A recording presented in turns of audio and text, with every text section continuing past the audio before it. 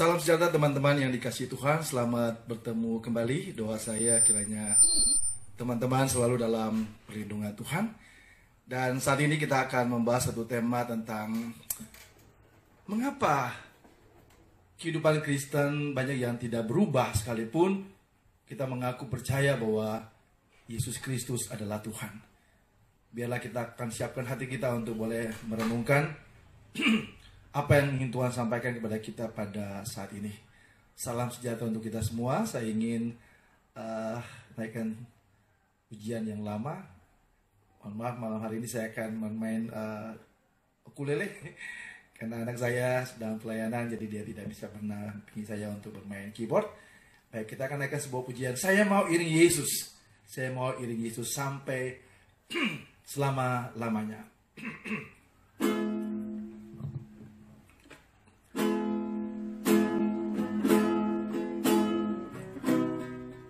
Saya mau iring Yesus.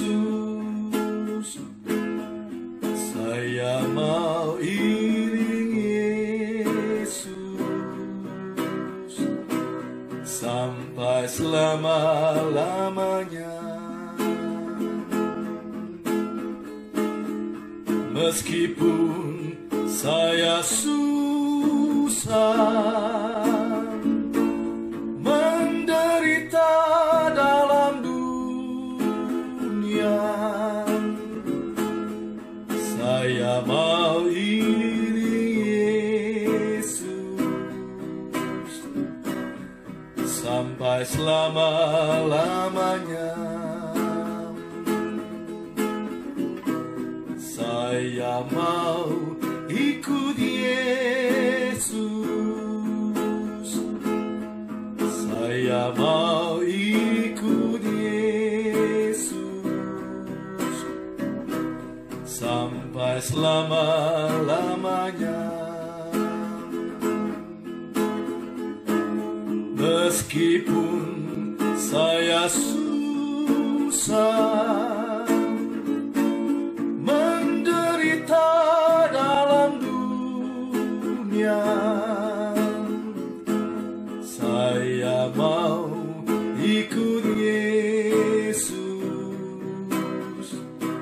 sampai selama-lamanya.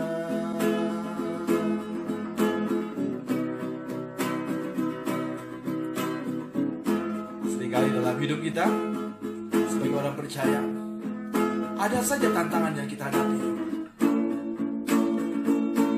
Tuhan katakan bahwa kita seperti domba yang diutus di tengah-tengah serigala. Hadapi semua tantangan hidup ini, Tuhan ada selalu bersama-sama dengan kita. Iring Tuhan, percaya pada Tuhan Yesus. Apapun tantangan yang kita hadapi, kita harus berpegang iman kita kepada Tuhan Yesus. Kenapa? Karena hanya di dalam Tuhan Yesus kita menemukan jalan yang pasti ke surga. Saat ini kita boleh merenungkan kasih Tuhan yang begitu besar bagi kita. Tetap iring Yesus, tetap ikuti Yesus sampai akhir hidup kita. Saya mau iring Yesus. Saya mau iring Yesus sampai selama-lamanya. Meskipun saya susah menderita dalam dunia, saya mau iring Yesus sampai selama-lamanya. Meskipun saya susah menderita dalam dunia, saya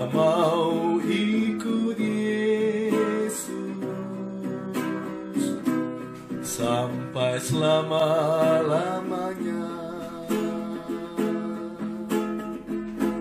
Saya mau ikut Yesus sampai selama-lamanya.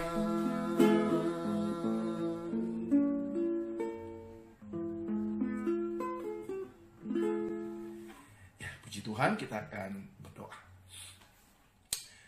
Bapa di sorga, kami mengucap syukur untuk hari ini kami boleh ada sebagaimana kami ada semuanya karena anugerah Tuhan.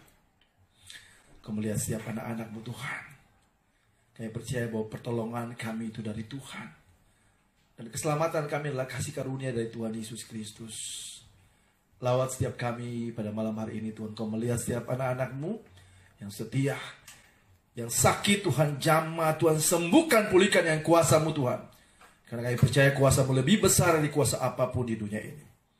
Kami juga berdoa Tuhan untuk terkasih Stevie yang sedang dirawat rumah sakit. Tuhan jamah Stevie Tuhan. Dia akan mempersiapkan untuk operasi. Kami berdoa di dalam nama Tuhan Yesus, urapi para dokter, para medis, dan semua alat-alat ini pakai untuk kemuliaan bagi nama Tuhan. Dan sembuhkan Stevie. Adikku Els Ambon juga. Tuhan jamah, sembuhkan, pulihkan, dan semua umat Tuhan, masyarakat ini yang sedang terinfeksi virus corona, Tuhan jamah, Tuhan sembuhkan, pulihkan. Juga untuk para medis yang sedang berjuang, Tuhan pelihara, Tuhan berikan mereka hikmat, kesabaran untuk melayani pasien-pasien dengan baik. Yang berdoa untuk pemerintah kami juga Tuhan. Saat ini sedang dibahas tentang Omnibus Law Tuhan. Biarlah Tuhan berikan hikmat bagi pemerintah dan seluruh aparat pemerintah untuk mengatur negara ini dengan baik. Membuat peraturan-peraturan yang tentu saja untuk kebaikan masyarakat bangsa Indonesia. Berikan hikmat pada Pak Jokowi dan seluruh aparat pemerintahan. Juga untuk setiap gereja-gereja Tuhan, biarlah kami boleh bersatu menyatakan kasih dan kuasa Tuhan tengah-tengah bangsa ini, memberkati bangsa ini. Juga untuk setiap anak-anak-Mu Tuhan, yang pada malam hari ini dengan segala tantangan pergumulan hidupnya Tuhan, kami berdoa dalam nama Tuhan Yesus yang sedang bergumul dengan rumah tangga, pekerjaan, usaha. Tuhan tolong, Tuhan pulihkan dan berkati setiap kami Tuhan. Di masa pandemi ini Tuhan, kami tetap kuat dan mengandalkan Tuhan. Karena Tuhan berjanji diberkati orang yang mengandalkan Tuhan, yang menaruh harapannya kepada Tuhan. Kami mau menaruh harapan kepada-Mu Tuhan, kami mau mengandalkan Tuhan dalam seluruh hidup kami. Di malam hari ini Tuhan, kami akan siapkan hati kami untuk mendengarkan firman-Mu. Berbicara kepada setiap kami Tuhan, urapi hamba dengan segala keterbatasan untuk menyampaikan isi hati Tuhan. Dan urapi setiap kami anak-anak-Mu supaya kami boleh mengerti kebenaran firman Tuhan. Kami siap mendengar firman-Mu Tuhan, kami mau satukan hati, naikkan doa yang Tuhan Yesus ajarkan pada kami. Bapa kami yang di sorga, dikuduskanlah nama-Mu, datanglah kerajaan-Mu, jadilah kehendak-Mu di bumi seperti di sorga. Berikanlah kami pada hari ini makanan kami secukupnya, dan ampunilah kami akan kesalahan kami seperti kami juga mengampuni orang yang bersalah kepada kami. Dan janganlah membawa kami ke dalam pencobaan, tetapi lepaskanlah kami daripada yang jahat. Karena Engkaulah yang punya kerajaan dan kuasa dan kemuliaan sampai selama-lamanya. Amin. Baik teman-teman yang dikasihi Tuhan, saat ini Tuhan taruh di hati saya untuk kita boleh berbicara dan merenungkan mengapa ada begitu banyak orang mengaku percaya kepada Tuhan Yesus yang sudah mati di kayu salib menanggung hukuman dosanya, tapi terus sengaja hidup dalam dosa. Bahkan cukup banyak keluarga-keluarga yang bercerai dan punya masalah. Juga banyak yang masih hidup dalam perzinahan, percabulan, penyembahan berhala, mabuk-mabukan. Tapi pakai kalung salib, tetap percaya pada Tuhan Yesus. Biarlah Tuhan berikan hikmat bagi saya dan bagi Bapak Ibu Saudara supaya kita boleh merenungkan firman Tuhan pada malam hari ini. Dan kita boleh mengerti mengapa seharusnya kita masih tetap hidup dalam dosa. Firman Tuhan di dalam Ibrani 10 ayatnya yang ke-26. Ibrani yang 10 ayat yang ke-26 sampai ayatnya yang ke-31. Demikian firman Tuhan. Sebab jika kita sengaja berbuat dosa, Sesudah memperoleh pengetahuan tentang kebenaran, maka tidak ada lagi korban untuk penghapus dosa. Tetapi yang ada ialah kematian yang mengerikan akan penghakiman dan api yang dahsyat yang akan menghanguskan semua orang durhaka. Jika ada orang yang menolak hukum Musa, ia dihukum mati tanpa belas kasihan atas keterangan 2 atau 3 orang saksi. Betapa lebih beratnya hukuman yang harus dijatuhkan atas dia yang menginjak-injak anak Allah, yang menganggap najis darah perjanjian yang menguduskannya, dan yang menghina roh kasih karunia. Sebab kita mengenal dia yang berkata, pembalasan adalah akulah yang akan menuntut pembalasan. Dan lagi, Tuhan akan menghakimi umatnya. Ngeri benar kalau jatuh ke dalam tangan Allah yang hidup. Apa sebenarnya yang ada dalam pikiran kita? Kalau kita mengaku bahwa Yesus Kristuslah Tuhan. Kalau cuma mengaku Yesuslah Tuhan, iblis pun percaya bahwa Yesus Tuhan. Tetapi bagi kita umat Kristen, kita bukan hanya sekedar mengaku Yesuslah Tuhan, tetapi kita percaya bahwa Yesus yang adalah Tuhan itu rela menjadi manusia, mati untuk menanggung hukuman dosa kita. Kita percaya itu. Kalau saudara ada teman kita, saudara kita, atau sahabat kita yang rela berkorban sampai dia mati, hanya untuk menyelamatkan kita dari mungkin suatu kecelakaan, lalu kita menganggap itu biasa-biasa saja, nyawa orang gitu. Nanti kita tidak menghargai pengorbanan. Dia bukan dengan kebetulan, dengan sengaja katakanlah mau menolong kita. Nah Bapak Ibu Saudara kasih Tuhan, dalam 1 Petrus 2 ayat 24, firman Tuhan jelas katakan, Yesus rela mati ganti kita. Karena Tuhan tahu bahwa upah dosa adalah maut. Dan Yesus rela mati ganti kita. Tapi kenapa dalam kehidupan kita umat Kristen masih terus hidup dalam dosa, tahu tentang kebenaran, tapi tetap hidup dalam dosa? Penulis Ibrani yang mengatakan kepada kita, ingat, Tuhan Yesus datang yang kedua kali, bukan lagi untuk berkorban menanggung dosa kita. Cukup sekali. Dia datang yang kedua kali untuk menghakimi kita. Ada orang yang bertanya kepada saya, Pak Pendeta Joseph, kalau orang mengaku percaya kepada Yesus tapi tetap hidup dalam dosa, kira-kira masuk neraka atau masuk surga? Saya pernah mendengar satu kesaksian dari seorang hamba Tuhan yang menceritakan, katanya sih ada kejadian di Papua. Saya lupa tahun berapa. Jadi ada seorang wakil gembala di gerejanya yang setia, sebetulnya setiap minggu setia di gereja. Oh shalom, haleluya. Terus satu ketika dengar kabar bahwa orang wakil gembala ini meninggal.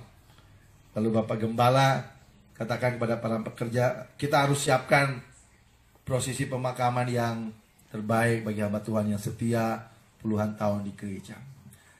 Lalu kemudian mendengar kabar lagi, Pak Pendeta, tapi Pak Gembala, tapi ini meninggalnya di hotel loh.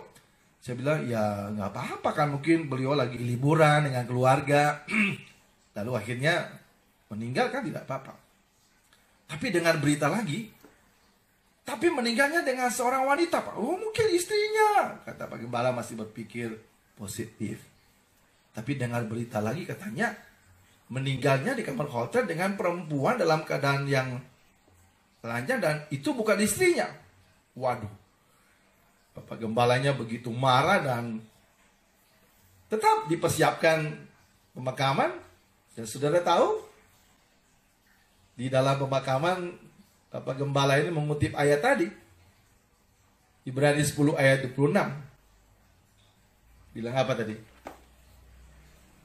Sebab jika kita sengaja berbuat dosa sesudah memperoleh pengetahuan tentang kebenaran, maka tidak ada lagi korban untuk penghapus dosa. Ini orang Papua ya, berani banget di pemakaman dia mengatakan begini, saudara Hari ini kita sedang memakamkan orang yang pasti ke neraka. Waduh. Bapak Gembalanya berani ngomong gitu, tapi saya sih nggak berani gitu Bapak Ibu Saudara. Kan dia bilang, bagaimana orang ini mau minta ampun sama Tuhan? Kalau sudah dia berbuat dosa ini lalu dia punya waktu minta ampun sama Tuhan, ya mungkin Tuhan akan ampuni, Tuhan Maha Pengasih Maha Pengampun. Tapi bagaimana meninggal dalam keadaan telanjang, ugil dengan perempuan yang bukan istrinya? Dia nggak punya waktu pasti untuk minta ampun. Ya, jadi Bapak Ibu Saudara tahu? Lalu ada yang bertanya, kalau menurut Pak Pendeta gimana? Menurut saya bilang, itu urusan dia dengan Tuhan. Ya. Mohon maaf, saya tidak akan pernah menghakimi orang untuk mengatakan masuk neraka atau masuk sorga. Karena Tuhan yang berkuasa. Tetapi dalam iman kepada Kristus, saya harus sampaikan bahwa kalau kita teguh beriman sampai akhir, kita memiliki kepastian ke surga. Tapi saya tidak punya hak untuk mengatakan bahwa orang di luar Kristus atau orang yang hidup dalam dosa itu akan dihakimi Tuhan masuk ke neraka. Bukan hak saya. Tapi saya selalu katakan kepada orang yang bertanya, berurusan dengan polisi aja repot, apalagi berurusan dengan Tuhan. Biar dia akan berurusan dengan Tuhan nantinya. Nah Bapak Ibu Saudara kasih dalam Tuhan, banyak orang juga berpikir begini, ya nggak apa-apa nanti kita minta ampun sama Tuhan. Nah kalau punya kesempatan untuk minta ampun sama Tuhan, kalau tidak seperti tadi wakil gembala tadi, kemana kita? Sebab itu jangan main-main. Ada 3 hal saja yang saya ingin bagikan kepada Bapak Ibu Saudara yang Tuhan kasih hikmat buat saya. Mengapa orang mengaku percaya kepada Kristus, tetapi terus menerus hidup dalam dosa?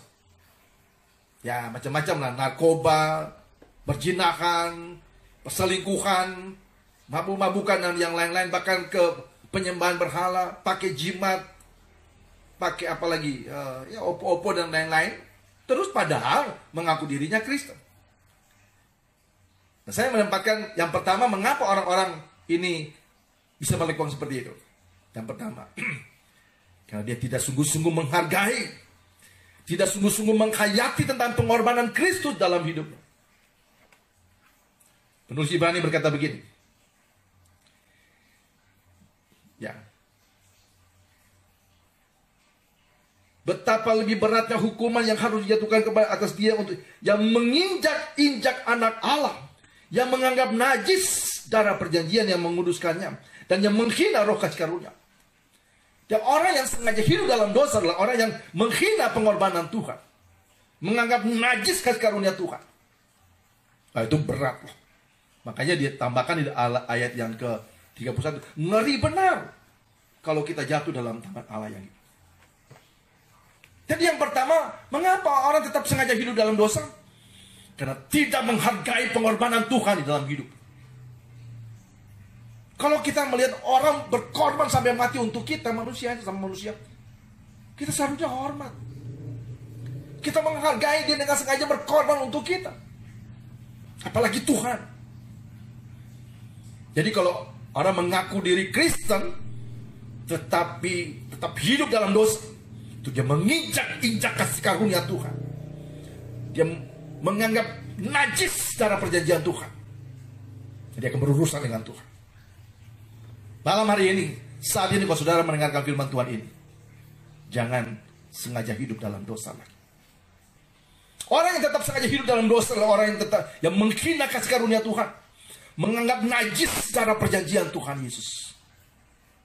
Dia tidak sungguh-sungguh menghargai dan menghayati pengorbanan Tuhan bagi. Orang yang sungguh-sungguh menghargai dan menghayati pengorbanan Tuhan tidak mungkin dengan sengaja hidup dalam dosa. Mari. Yang pertama, hargailah, hayatilah pengorbanan Tuhan Yesus bagi kita. Ingat, sebentar Natal lagi, saya mau ingatkan kepada teman-teman di Ambon, stop dengan mabuk-mabukan di dalam Natal. Itu karena merusak, menganggap najis perjanjian Tuhan Yesus, darah perjanjian, menginjak-injak kasih karunia Tuhan. Berhenti itu. Teman-teman di Ambon, di Papua, di mana dia suka minum-minum sampai mabuk, engkau menganggap najis darah perjanjian Tuhan Yesus. Kau berurusan dengan Tuhan. Hayatilah pengorbanan Tuhan Yesus bagi kita. Yang kedua, mengapa orang tetap hidup dalam dosa? 1 Korintus 15 ayat 33 berkata, pergaulan yang buruk merusak kebiasaan yang baik. Ya. Pergaulan yang buruk itu merusak kebiasaan yang baik. Jadi sekalipun mungkin saudara datang setiap minggu ke gereja, tapi hari-hari hidupnya engkau bergaul dengan orang-orang yang tidak benar. Engkau baca atau nonton pornografi dan lain-lain. Engkau mungkin dengar khotbah cuma 1 jam, tapi 23 jam engkau menghabiskan waktu, atau 20 jam engkau menghabiskan waktu untuk hal-hal yang tidak memuliakan Tuhan. Maka hidupmu akan dipengaruhi dengan konsep dunia, pikiran dunia ini. Jadi hal yang kedua, mengapa ada begitu banyak orang tetap hidup dalam dosa? Karena dia tidak bergaul intim dengan Tuhan. Dia tidak mempersembahkan hidupnya kepada Tuhan. Yohanes menulis bahwa Tuhan ingin menjadi sahabat bagi kita. Dia datang untuk menjadi sahabat buat kita. Dan saya percaya kalau kita bergaul dengan orang yang baik, orang yang berhikmat, apalagi pendidikannya tinggi, pengetahuannya banyak.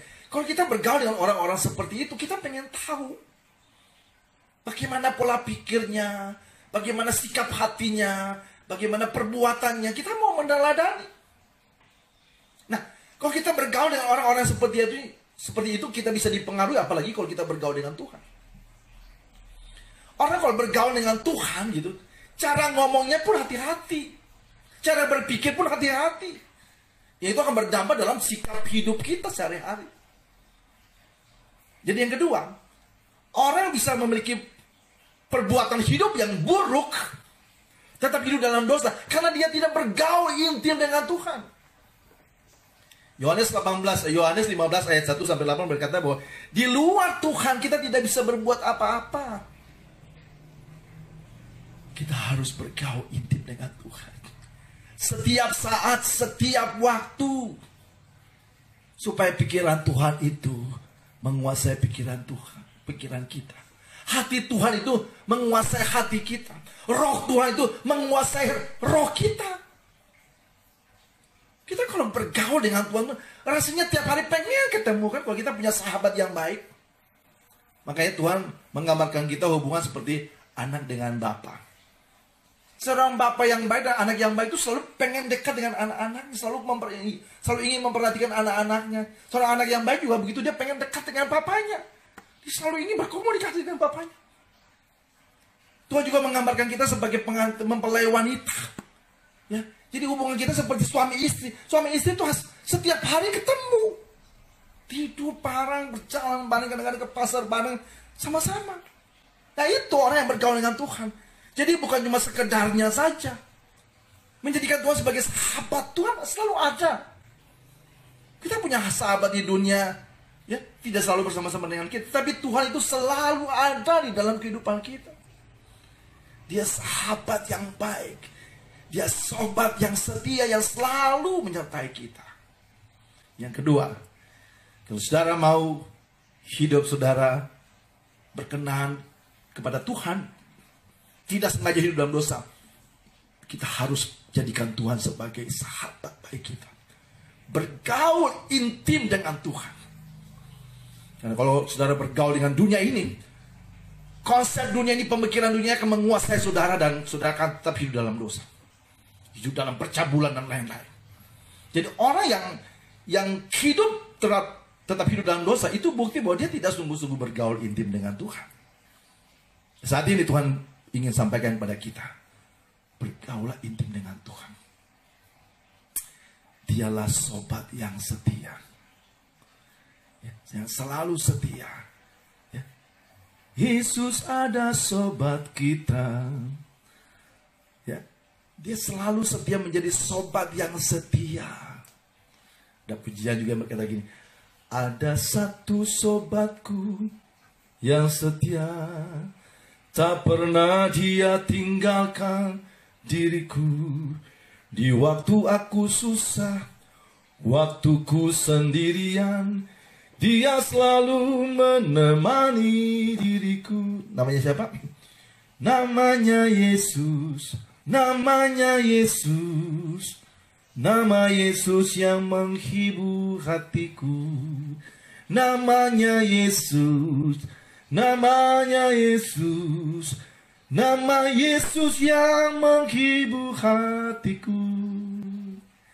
Jadikan Tuhan sebagai sahabat yang setia dalam hidup kita, supaya pikirannya akan menguasai pikiran kita, hatinya akan menguasai hati kita. Kalau kita bergaul intim dengan Tuhan, kita akan takut, ya. Berbuat dosa itu akan takut. Suami-suami, engkau mungkin tidak dilihat istrimu, tapi ingat Tuhan ada untuk melihatmu dimanapun kau berada. Yang ketiga, apa yang membuat orang tetap hidup dalam dosa? Mazmur 119 ayat 105 berkata bahwa firman-Mu pelita bagi kakiku, terang bagi jalanku. Firman-Mu pelita bagi kakiku, terang bagi jalanku. Kalau kita menjadikan firman sebagai penuntun hidup kita, maka kita tidak mungkin dengan sengaja hidup dalam dosa. Hal yang ketiga, mengapa membuat orang tetap hidup dalam dosa? Karena dia tidak menjadikan firman Tuhan itu menjadi kesukaan di dalam kehidupannya. Tidak menjadikan doa menjadi kesukaan dalam hidupnya. Mazmur 1 berkata apa? Demikian. Berbahagialah orang yang tidak berjalan menurut nasihat orang fasik, dan tidak berdiri di jalan orang berdosa, dan yang tidak duduk dalam kumpulan pencemooh. Jangan suka gosip, tetapi yang kesukaannya adalah Taurat Tuhan, dan merenungkan Taurat itu siang dan malam. Ya, seperti pohon yang ditanam di tepi aliran air yang menghasilkan buahnya pada musimnya, dan tidak layu daunnya, apa saja yang diperbuatnya berhasil. Jadi kalau saudara mau supaya hidup saudara dituntun supaya hidup benar, tidak hidup dalam dosa, jadikan firman Tuhan itu menjadi kesukaan dalam kehidupan kita setiap saat, setiap waktu. Supaya kita tidak hidup dalam konsep dunia ini, tapi kita hidup dalam konsep Tuhan, firman Tuhan.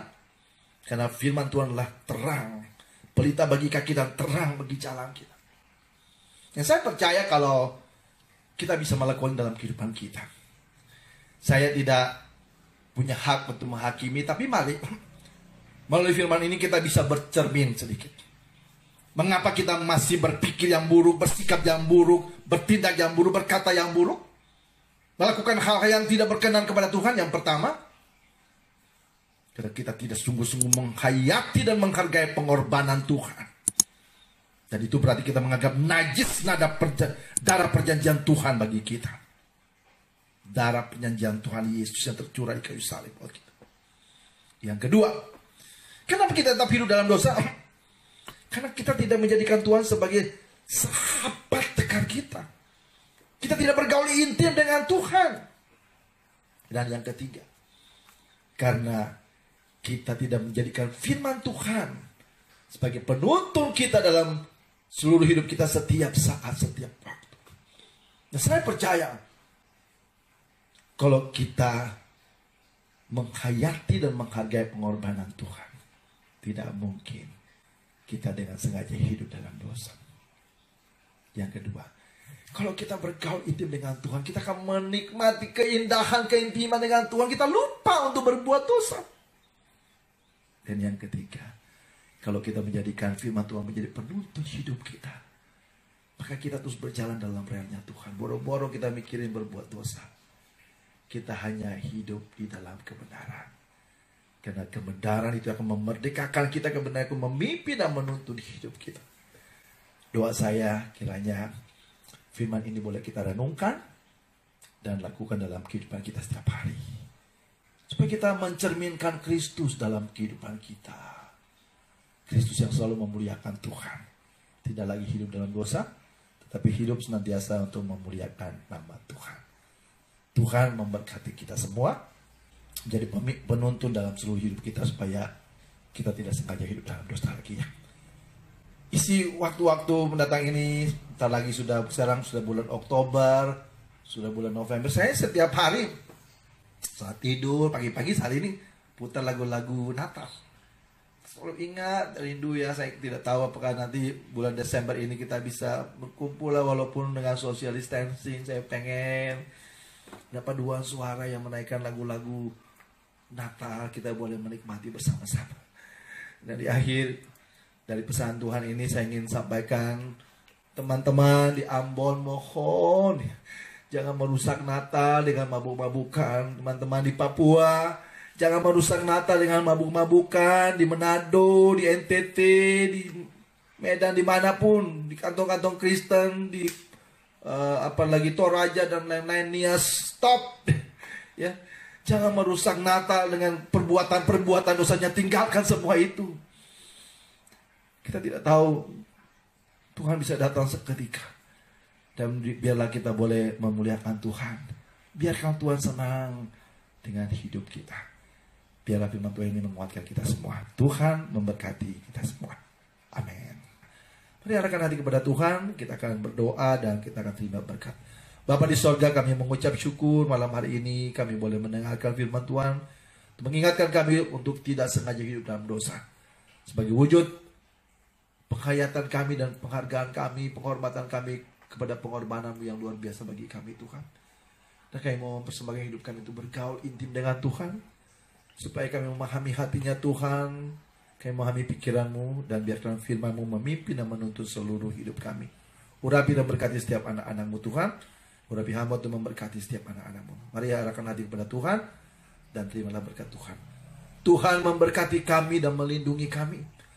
Tuhan menyinari kami dengan wajah-Nya dan berikan kepada kami kasih karunia. Tuhan hadapkanlah wajah-Nya kepada kami dan berikan kepada kami damai sejahtera. Di dalam nama Tuhan Yesus kami mau terima berkat ini. Haleluya, haleluya. Amin. Tuhan berkati teman-teman semua. Sampai bertemu di hari Jumat jam 8 malam. Amin.